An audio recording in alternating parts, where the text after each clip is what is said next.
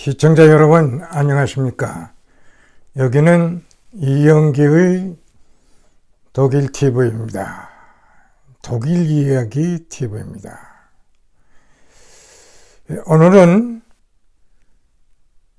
독일 위인들은 누구인가?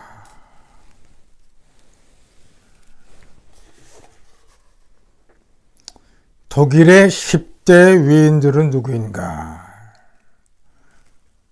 여기에 대해서 말씀드리려고 합니다. 2003년 독일의 공영 TV JTV인데요. 330만을 대상으로 독일이 나온 10명을 뽑아라. 이런 설문조사를 했습니다. 2003년 얘기예요. 그때 다만 히틀러 같은 인간은 사전에 미리 뽑지 말아라 이렇게 됐어요. 그래가지고 뽑은 10명의 독일 사람들이 누구인가? 오늘은 거기에 대해서 잠깐 설명을 하려고 합니다. 첫째가 아데나워, 둘째가 마틴 루터, 셋째가 빌리 브란트, 넷째가 칼 막스, 다섯 번째가 숄 자매, 그 다음에 여섯 번째가 요한 세바스찬 바흐, 그 다음에 일곱 번째가 인쇄소를 만드는 구텐베르, 그 다음에 여덟 번째가 괴테, 아홉 번째가 비스마크, 열 번째가 아인슈타인이에요. 여기 일일이 제가 구체적으로 설명을 드릴 수 없겠습니다만은 두 번째로 뽑힌 마틴 루터는 지난 2017년 종교개혁 500주년 기념으로 성대한 잔치를 했어요. 마틴 루터를 우리가 잠깐 얘기하면 무엇이 믿음인가? 성경에 나타난 믿음이 제일 중요한 거예요. 그 다음에 마틴 루터가 한 기독교인의 자유라는 논지에서 얘기했듯이 또한 자유정신. 그 다음에 세 번째로 빌리 브란트, 동방정책으로 유명한 빌리 브란트. 제가 그동안 여러 번 설명했습니다만. 그 다음에 네 번째가 칼 막스예요. 독일에서는 여전히 칼 막스도 하나의 큰 이론가로 독일이 나온 하나의 사상가다 이렇게 봅니다. 그 다음에 다섯 번째가 숄 자매입니다. 이 숄 자매는 히틀러 나치 때 뮌헨 대학 대학생으로서 히틀러에 대한 강력한 저항운동을 하다 다 사형을 당했어요. 두 남매가.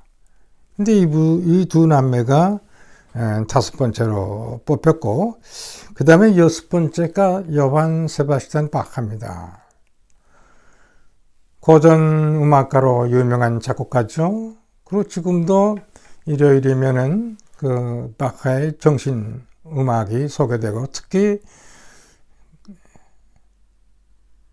부활 크리스마스 때는 아주 오라토리움이 많이 곳곳에서 울려 퍼지고 하죠. 그 다음에 일곱 번째가 구텐베르. 인쇄술을 발명한 구텐베르.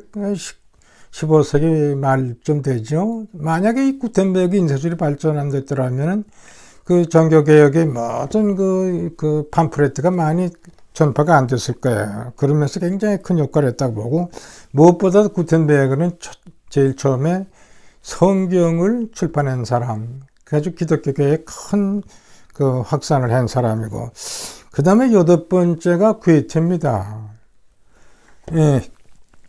괴테 하면은 우리가 파우스트로 너무나 유명하고 독일의 문화의 상징적인 존재가 아닌가. 지금도 세계 한 80여 개국에 괴테 문화원이 되어 있어요. 우리나라에도 남산 바로 밑에 괴테 학원이 있습니다. 근데 80여 개국이나 나가 있어요. 심지어는 북한에도 있다고 그래요. 북한 평양에도. 그래, 이 문화 보급을 많이 전 세계적으로 전파를 합니다. 물론 독일어도 마찬가지로. 제가 지난번에 독일은 전형적인 문화공이라고 얘기했습니다만은 문화, 소프트 파워를 많이 전 세계로 전파하는 그런 효과를 괴테라는 이름으로 지금 작용하고 있습니다. 그 다음에 아홉 번째가 비스마르크입니다. 비스마르크는 1871년 그 전에 39개국으로 흩어져 있던 독일 민족들을 하나로 엮어서 하나의 독일 통일을 하죠. 물론 독일 통일을 하기 위해서 이제 전쟁을 통합니다. 그래서 이것을 철혈 정책이라고 하고 그 후에 이것으로 인연해서 독일 제국이 많이 비판도 받죠. 예를 들면 그 후 빌헬름 2세가 나오면서 1차 대전, 2차 대전 이런 전쟁을 일으키는 그러한 주범이 독일에서 나타나기도 하죠. 그러면서 독일이라는 나라가 좀 많이 침체되고 세계적으로는 이렇게 각광을 못 받는 그런 역사적인 그 사실이 있어요. 그 다음에 10번째가 아인슈타인입니다. 너무나 유명한 아인슈타인.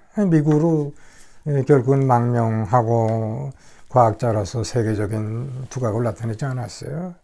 나타내는데 이 10명 중에 유난히 아데나우가 된 이유가 뭘까요? 아데나우가 된 이유가 뭘까요? 조금 전에 설명했습니다마는 아데나우는 2차 대전이 패망한 이후 독일이 분단된 상태에서 소독으로 이끌었던 전형적인 하나의 모범적 정치가가 됐죠. 모범적인 정치가가 되는 거예요. 이 아데나우는 어떻게 됐어요? 참 분단이 되고 통일을 위한 그 존재로서 서방 정책을 감행한 사람이에요. 앞으로의 소독이 나갈 방향을 잘 제시를 한 겁니다. 앞으로 서방 정책을 통해서 유럽의 통합, 불란서와의 화해, 미국과의 특별한 관계, 이 서방 세계를 통해서 서독이 앞으로 부흥해야겠다. 그리고 통일도 해야겠다. 그것이 적중하게 맞아 들어간 겁니다. 그래서 49년 선거 때 73세의 노인이지만 그 후 서방 정책으로 정치를 잘해서 63년까지 14년을 통치한 분이에요. 이거를 보고 특히 앙겔라 메켈이 굉장히 아데나우를 하나의 독일 정치가의 하나의 모범적인 정치가로 보는 겁니다. 2000년도 앙겔라 메켈이 기민당 당수가 됐죠.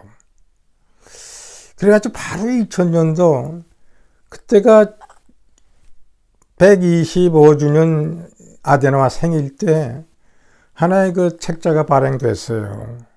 그때 그 기고를 한 걸 보면은 앙겔라 메켈이 그런 얘기를 했어요.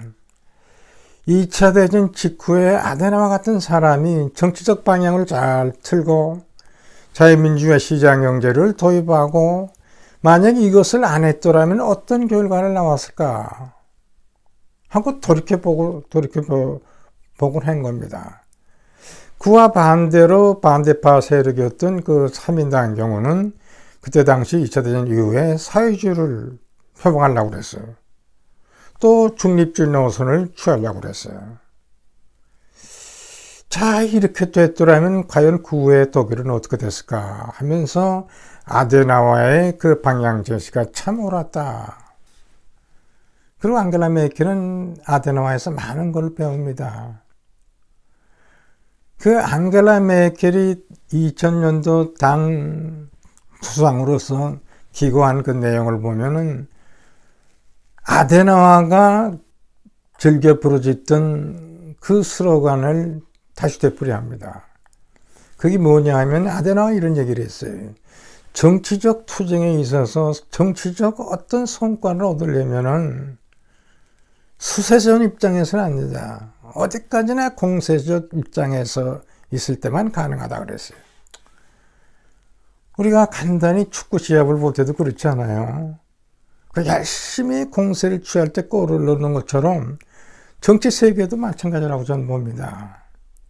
이 아데나우 한 얘기인데 앙겔라 메켈이 이걸 그대로 수용하고 지금도 그 총리실 바로 책상 위에는 아데나우 초상이 있어요. 그 밑에서 앙겔라 메켈이 정치적 수행을 하고 있죠. 이제 내년이면 16년이 되는 겁니다. 내년이면 16년. 그래가지고 이제 마무리를 질 텐데, 하여튼 아데나우어의 영향을 많이 받은 것이 앙겔라 메켈을 생각할 때 참 아데나우어가 당시 취했던 이런 노선이라든가 정책이 많이 옳았지 생각합니다. 그때 49년 선거 때 그 3인당의 쿠트 슈마커 당수는 그런 얘기를 했어요. 아데나우어가 이긴 것은 괴테가 29,000개의 단어를 사용했다면 아데나우어는 500개의 단어로 쉽게 사용을 함으로써 많은 사람을 군중을 끌어들였다. 그것이 성공의 비결이다 그랬어요. 근데 이 쿠트 슈마커, 3인당 당수였던 쿠트 슈마커는 당시의 노선이 그런 방향으로 취했지만 59년도 3인당 내에서 고데스베르크 전당대회에서는 과거의 전후 독일을 방향을 정했던 아데나우어가 서방 정책에 옳았다 시인하는 거예요. 저는 쿠트 슈마커와 김구 선생을 잘 비교를 합니다. 그 비슷한 점이 있어요. 민족주의적인 요소도 비슷하고 쭉 했는데, 자, 독일의 슈마커는 자기들의 서방 정책이 옳았다는 걸 인정을 하는데, 오늘날 우리를 김구를 숭상하는 오늘날 좌파 이런 사람들 경우는 아직도 우리 이 박사의 전후 정책 방향을 잘했다고 시인은 안 하고 있는 거예요. 아직도 김구 선생 옹호하려고 하는 거예요. 자, 2차 대전 이후에 일본이나 독일이나 또 우리 다 같은 자유민주주의 체제, 시장용 체제를 택했던 그 세 나라가 얼마나 전후에 발전을 했어요. 이게 대표적인 성공 케이스입니다. 우리도 바로 그 카테고리에 들어가는 거예요. 근데 이 사실을 부인하려고 하는 오늘 그 문재인 정부의 아직도 깨지 못한 이런 정치인들, 참 저는 이 사람들이 문제라고 생각해요. 대한민국을 부인하려고 하는 거예요. 예? 이제 아데나우어에서 배울 것이 바로 뭡니까? 바로 그런 거 아니겠어요? 아데나우어 방향 설정을 잘했고 구구 독일을 잘 챙겼기 때문에 앙겔라 메켈이 그걸 이어받고 오늘날 독일 통일을 하고 유럽 통합에서 독일이 지도적 역할을 하고 있고 하나의 모범적 국가로 제가 지난번에 그 사례를 일일이 예를 들면서 얘기를 했습니다. 우리 나라에 있어서 저는 이승만 박사를 아데나우어하고 종종 비교를 합니다. 우리나라의 역사상 이 박사 같은 정치가가 전 없다고 전 봅니다. 지금이라도 우리 국민들이 자각을 해서 깨서 앞으로의 우리 대한민국을 더 발전시키면서 그 속에서 우리는 통일을 해야겠다 하는 생각을 우리는 가져야 된다고 봅니다. 북한 주민들이 자유를 원하고 있어요. 북한의 85%가 어떤 통일을 원하겠어요? 그걸 우리는 염두에 둬야 한다고요. 거기에 우리는 발을 맞춰야 돼요. 시청해 주셔서 감사합니다.